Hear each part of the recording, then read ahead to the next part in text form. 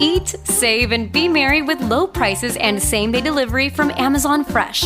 Whether you're looking for sweet deals on holiday treats or your dream gingerbread house, outshine the tree with holiday deals delivered right to your doorstep. Prime members save even more with deals on thousands of grocery items and up to 50% off on weekly favorites. Celebrate the holiday season with savings and same-day delivery from Amazon Fresh.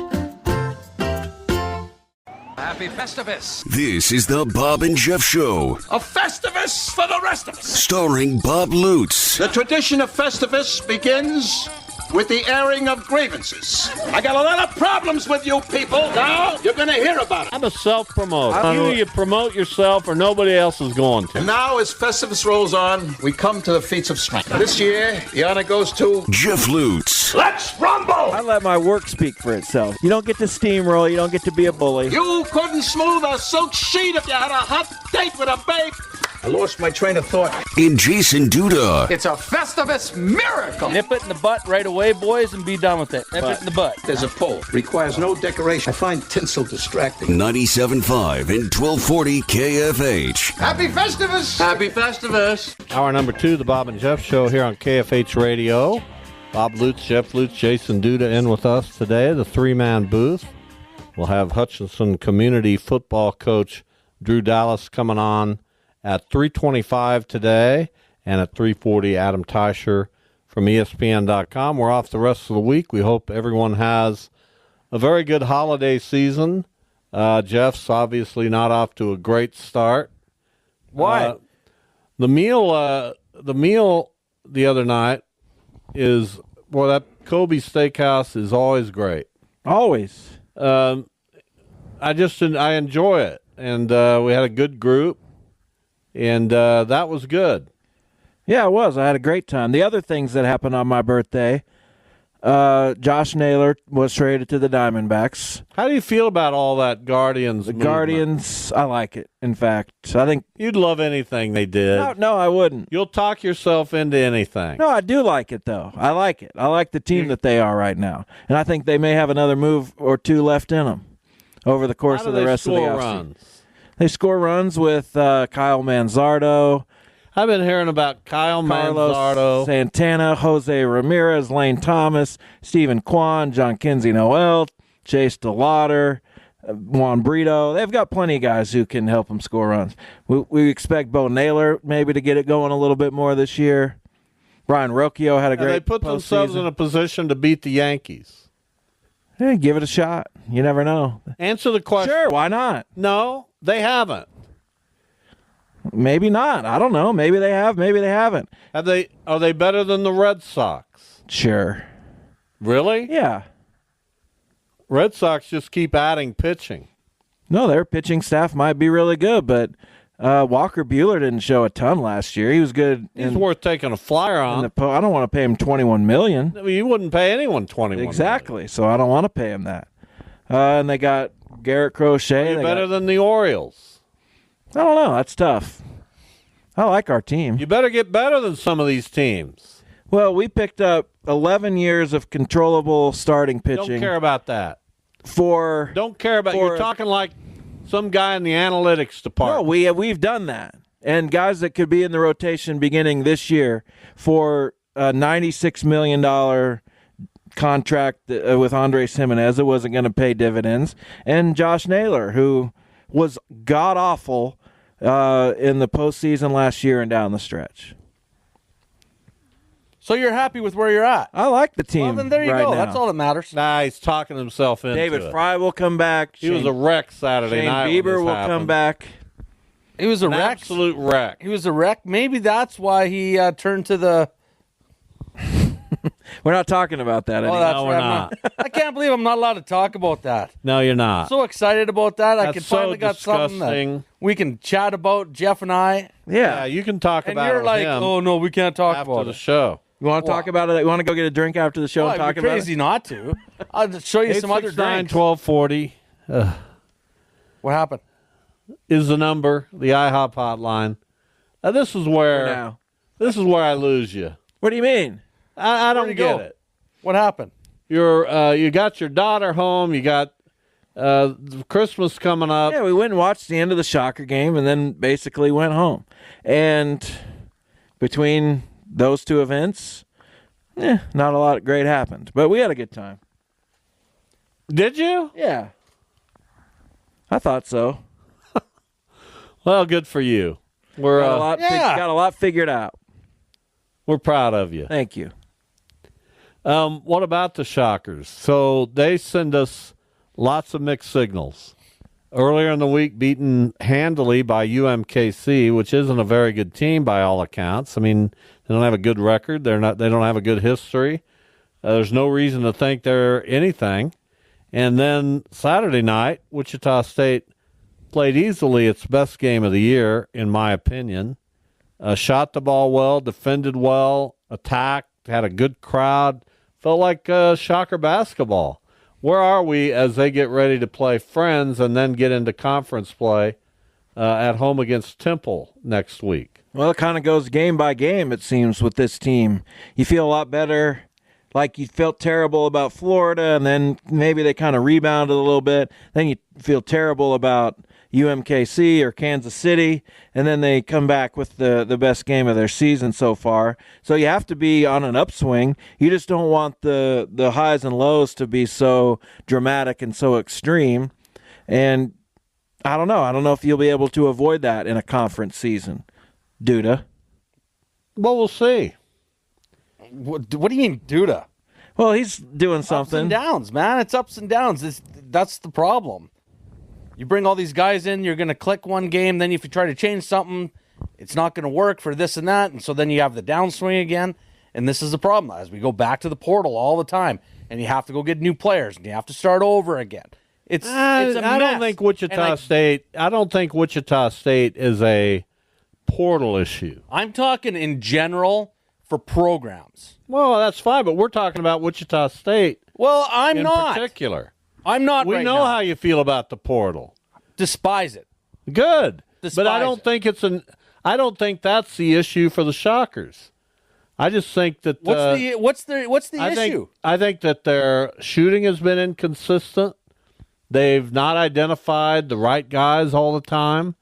But I think I see when I watch this team play and they play well, there's no reason they can't compete for an American Athletic Conference championship. Well, yeah, if Given you play the well state every of this game. conference, Absolutely. they're as good as anybody in the American. Yeah, they've had a couple. They're not as good hiccups. as Memphis.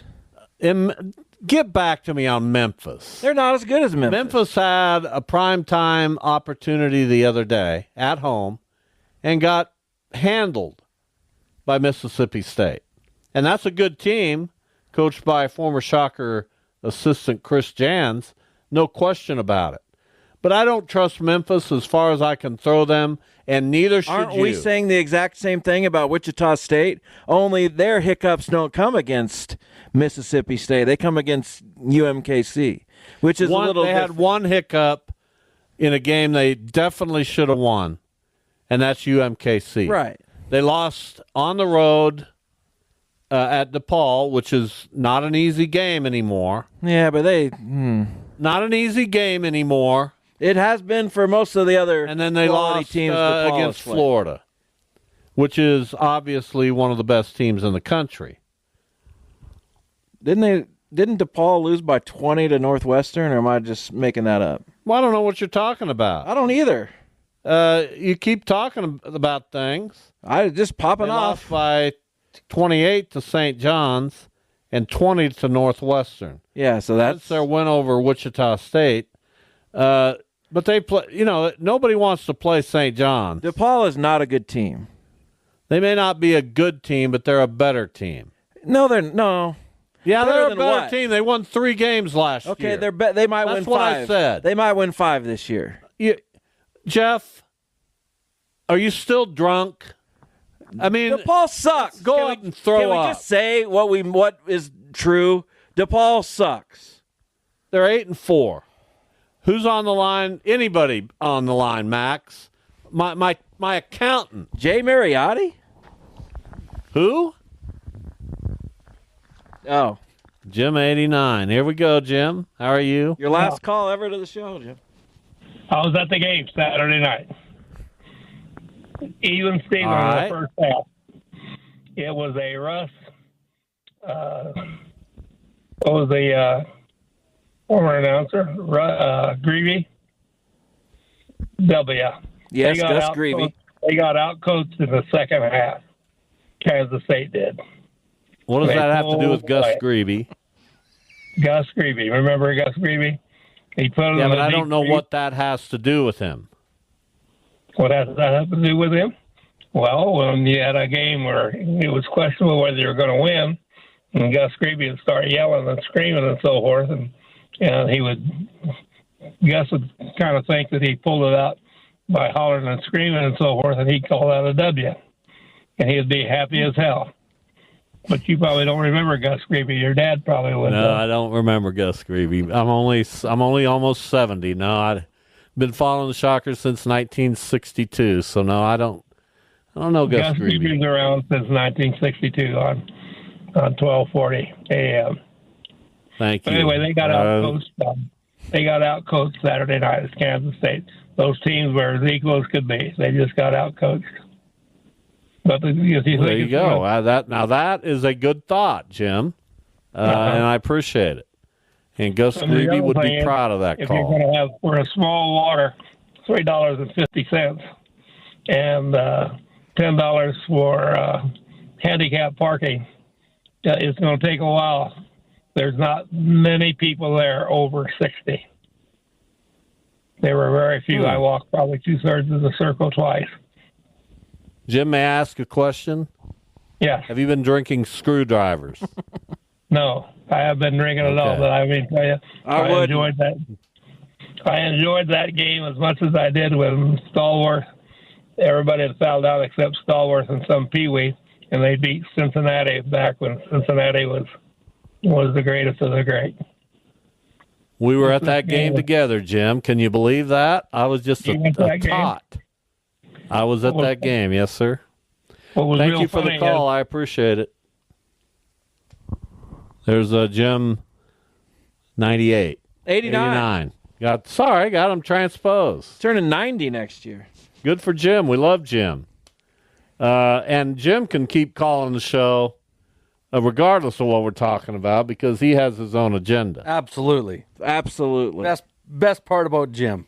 And he can always compare a game today to one that happened 50 or more years ago. Yeah. And that's what we like. More like more than 60 years ago. And not only can he compare the games, he can compare how he felt about the games, which is impressive. Well, yeah, he was a young adult back in that Stallworth Cincinnati game. Late 20s. My gosh. Awesome. Dude, and I don't mid to late 20s. know how we feel at any given moment. No. Jim 89 knows how he felt. Why do you want to 60 years align ago. yourself with Duda? Because we got something to talk about, and you won't let me talk about it. Why is it that you want now to... Yeah, why do you want to talk about it? Because that's fun stuff. That's a I don't fun see anything memory. fun about it. I think It it's happened. asinine. It's not a big deal. It's never happened to you? No, You've I've never been drunk in honest to public? goodness, I've never thrown up in a parking lot. You've No. never been drunk in public? It was No. more on the sidewalk. That's all right. That's it happened. It's embarrassing. To you? Yes. So you're embarrassed. I'm embarrassed for Jeff. But I'm not that Jeff's embarrassed. not embarrassed. I feel So fine. I'm What's the embarrassed. I problem? don't Things care if happen. he's embarrassed. That's what I'm saying. But it doesn't matter because it doesn't bother him. It bothers me. And I'm proud of you for it not bothering you. Yeah, why should it Well, bother that's right me? up your alley. I don't went- drink. I had a bad Exactly. night You drinking. went. You don't drink. You went out with a buddy on your birthday. You had a couple drinks. It turned out a little goofy. You got to taste Kobe's twice, and then you went home. Dumb. Exactly. And now it's over. And now all what? over. You're going to talk about your 42nd All birthday right, time for for a years. break. And I We'll, can't. yeah, we got and a few minutes. I'm not even allowed to keep talking. We'll talk with Crazy. Hutchinson football coach. Do you want to at least go to the end of this segment? What? We got a couple minutes even to the end of the I don't want to segment. talk about this anymore. Well, you do it can, though, right? It's a You dumb, brought it up like twice. It's a dumb thing. Yeah, you have brought it up multiple times. Whether I bring it up or not is irrelevant. So what are we supposed to do when you bring it up? Not talk about it. You don't kind of allow those sort of things. That's what we do. You don't here. You don't allow yourself to be misdirected or redirected. What do you mean? Like if you bring up something and we say, Bob, you can't talk about that, you'll get just as angry about that as if we do talk about something you don't want to talk about. I don't know what that meant. Right? I couldn't follow that. Well, what he's saying is true. You couldn't follow it either. Oh, I was all over that. Yes, that was easy. Drew Dallas from Hutchinson Community College, national champions. He joins us next. The Bob and Jeff Show with Jason Duda, KFH.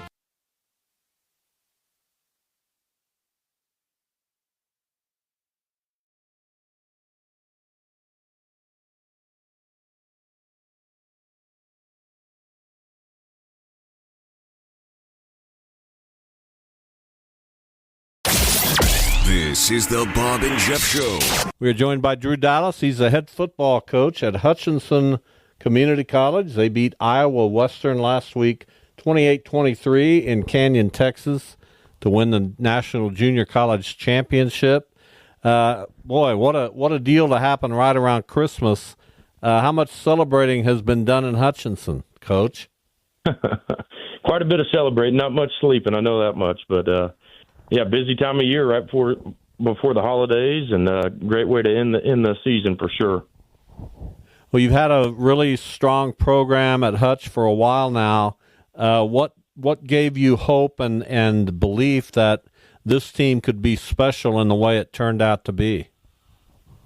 Well, we had a great group of guys that really, worked their tail off all off season, after coming up short last year and losing in the semifinal game. And they were just determined, they worked really hard in the off season, focused on the task at hand and really just on the process, and didn't get too far ahead of themselves. And we knew with our talent level, if we could keep that focus just kind of on the day-to-day and the week-to-week, that, we'd be able to fight through some adversity if it came. And certainly it did throughout the course of the year. But, our guys were always they were prepared, and they persevered through that adversity and didn't let it affect them in the long run. So, I was very pleased with their efforts throughout the season and just how they maintained that focus, because we knew they were talented enough to get the job done for sure. What did that championship game come down to? Because as someone, just looking at the stats, it doesn't look like you what it should have been blown out or anything like that. But they had you in yardage. They were up 14-0 early. So what were the factors and the elements that allowed you to not only come back early but also win that game? Yeah, well, first of all, we've played each other, the two teams, 5 times in the last 3 seasons. So, it's a really, really evenly matched game when we go play them. And, it really came down to execution throughout the night. Early on in that game, our defense, we gave up a block punt and a short field. So all of a sudden we're sitting there staring at a 14-0 deficit. And defensively, Iowa Western did a lot of things differently than they've done the past, 5 games that we've played them in. And it took a little bit to just kind of get it figured out, and be consistent with what we're doing, make those adjustments. Our defense really settled in the second quarter there and played outstanding, in the second and the third. I think they had 5 straight 3-and-outs to start the second half. And offensively, we were able to score some points there in the third as well. And then took the lead on a big punt return touchdown, a 2-score lead by Cordell Goldsby. And after that, it was kind of ball control, and we were able to run the football. And I think that was, the biggest difference in the game was our defense eliminated their run game, and we were able to continue to rush the football and just kind of persevere through some of those hard times early in the game, and made a comeback there. Coach, what's the key to having such a successful program over and over every year? We've been talking about on the show and for a long time, especially in college sports, how difficult it is now. What's the key for you guys and your success just year in and year out?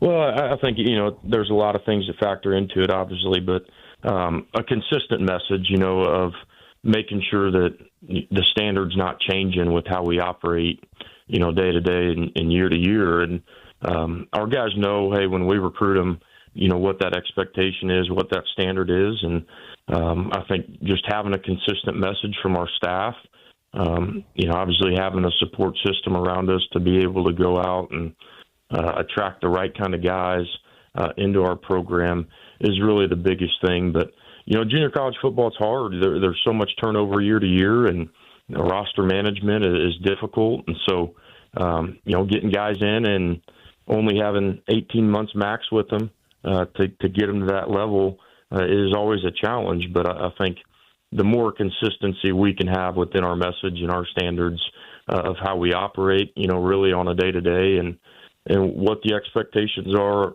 as players and coaches, if we can all be on the same page, I feel like we can attract good enough football players and put them in the right spots to always have a chance to win at the highest level. So consistency's, the biggest part of that for sure. Drew Dallas, our guest, he's the head football coach at Hutch Community College. They are national championships, and we congratulate him and the team for that. So you mentioned that things change mightily in a year. I think it's on paper a great idea to use dual quarterbacks that you can platoon. I don't know how often that happens, even at your level, but you were able to do it this year with a couple guys who both had really, really good seasons. Talk about the decision to do that. Was it a difficult one? When did you know that even if it was a difficult decision, it was the right one? And you have to be very pleased at how it paid off. Yeah, it's always kind of a touchy subject, when it comes to quarterback play and reps and those things, because it's not like offensive line, receiver, where you can roll guys in and out pretty much at will. There's got to be some kind of consistency there. But, Samari Collier was a returning starter for us and left in the spring. He started for us last fall, wasn't with us in the spring, went to a Division I school in the right fit and came back in the summer. And so, and kind of in the spring session, Christian Johnson really developed and was a really good player. And so we kind of went into it with Samari being the guy and the starter, but knowing that, we still had to keep Christian involved in the game. And I think anytime, in college football, you always have to have two quarterbacks prepped and ready to go. And so the challenge was trying to make sure that Christian was getting enough reps to continue to develop. And then obviously with it being junior college, have the opportunity to get recruited and exposure and those kind of things. And so, knowing that, hey, you still got to develop some consistency and establish, Samari's play throughout the long run of the season, but also bringing along another kid to where he's getting meaningful reps and not just in blowout games, So playing both of them, it's always hard, but I think number one, it starts with communicating, to those guys kind of what the expectation is and how, we're going to attack it and go about it. And, it worked out because both those guys are really selfless and they work together within that quarterback room seamlessly. They're great teammates with each other. They supported each other the right way. And then, when Samari went down, whether it was with injury or, towards the end of a game and we're just trying to protect him a little bit, Christian was ready to step up and make those plays. And, the funny thing was, game 2 against Iowa Western, we go up there and Samari goes down with some full body cramps and first drive of the second half, and it's a 1-versus-2 matchup, and Christian's thrown into the fire, and takes us down to win that ball game on the road against the number 1 ranked team at the time in the country. And then fast forward to the end of the season, and you're in a national championship game, and Samari kind of took a couple hits on his ankle, really carried us in the first half. But Christian's asked again, hey, go win this game, and brought us back. So it just comes down to those guys being ready for the moment, the moment not being too big for them, and, trying to bring them along throughout the course of the season and get those guys enough reps to develop, throughout the year. So when you went to Hutch, I think it's 2019, and then as the head coach the following year.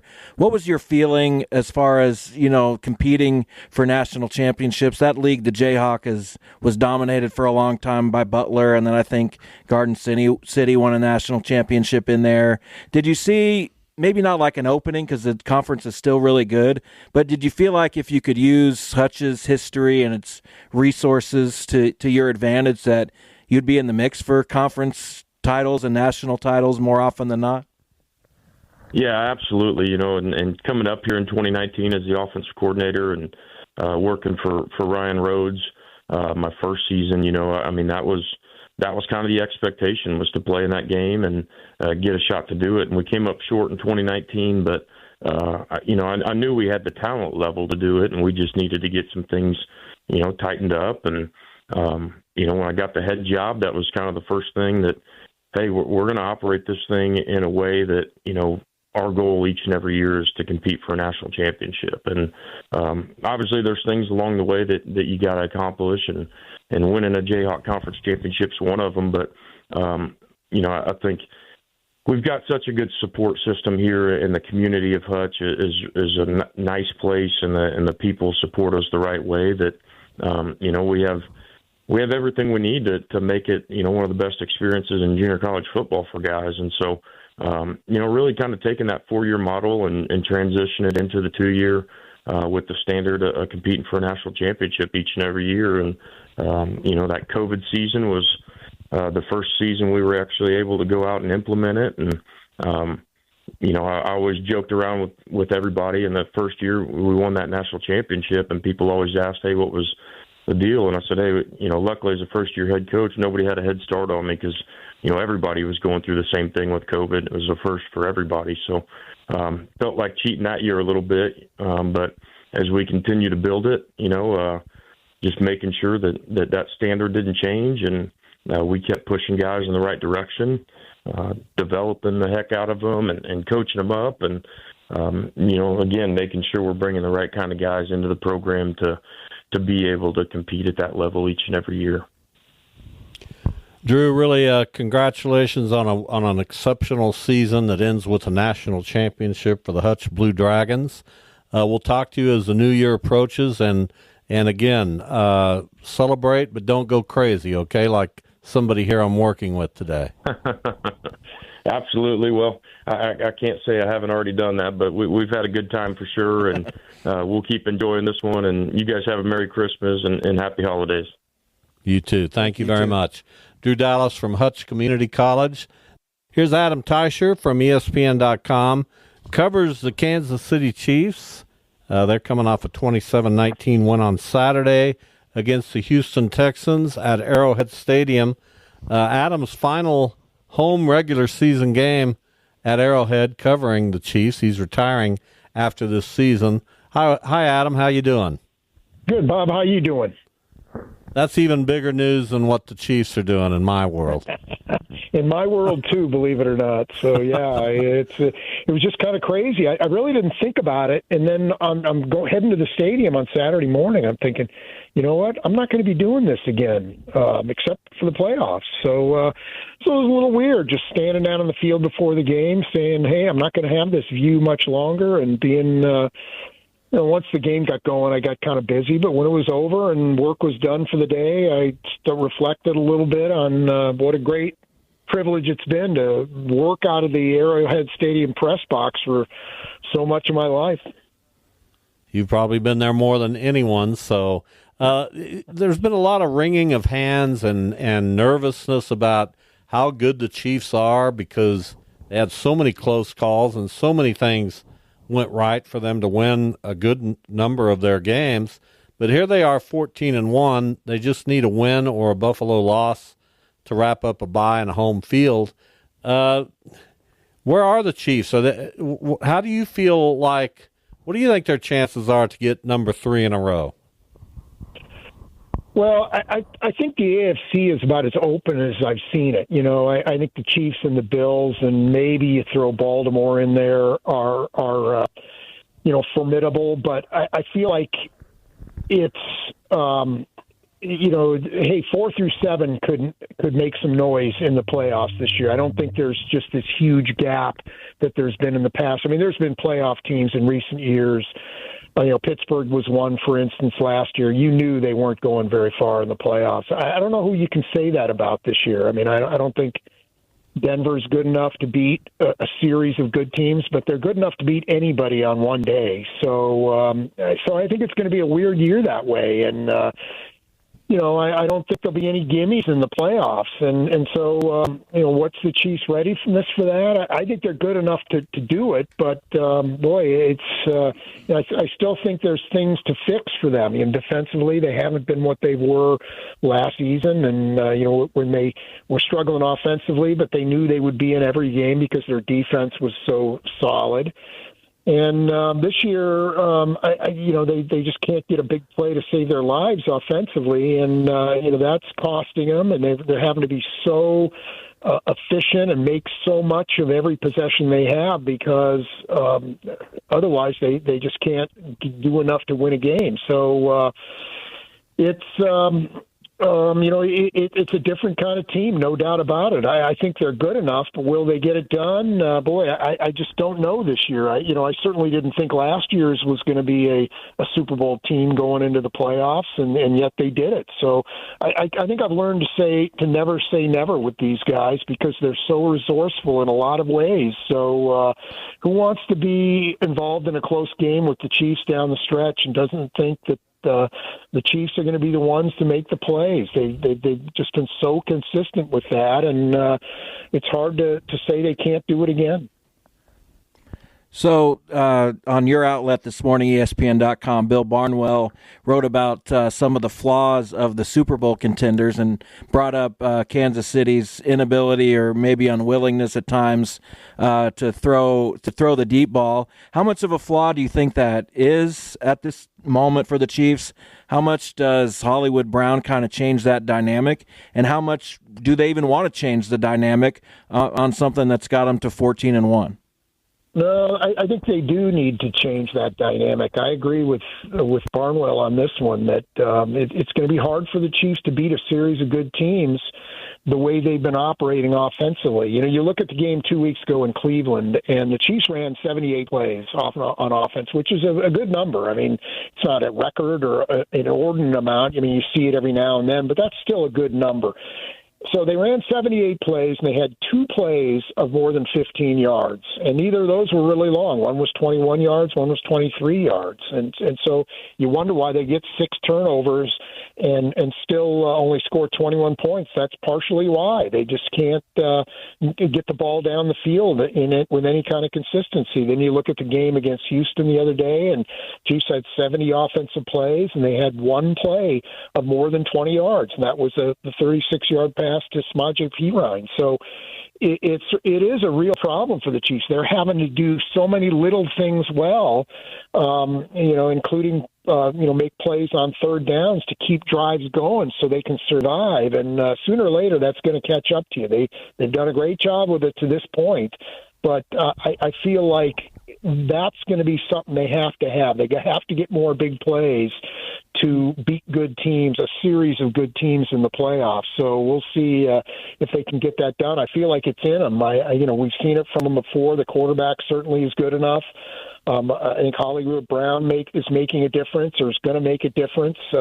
Xavier Worthy is starting to round into a more complete player. So I think they have the tools to get it done. Maybe not be the most dangerous team in the league in that regard, but good enough to get them where they want to go. But I've thought that for a few weeks now, and it hasn't happened. So maybe they don't have it in them, but I just don't agree with that, at least not right now. Well, and obviously there was a lot of talk about the quarterback earlier on with his high ankle sprain. People weren't sure he was going to play. And then, of course, in Mahomes-like fashion, he practices in full on Thursday, and he's out there on Saturday running around. How is his health right now? And on the other side of that, if they do win, do you give him the last week off and then he doesn't play for 3 weeks?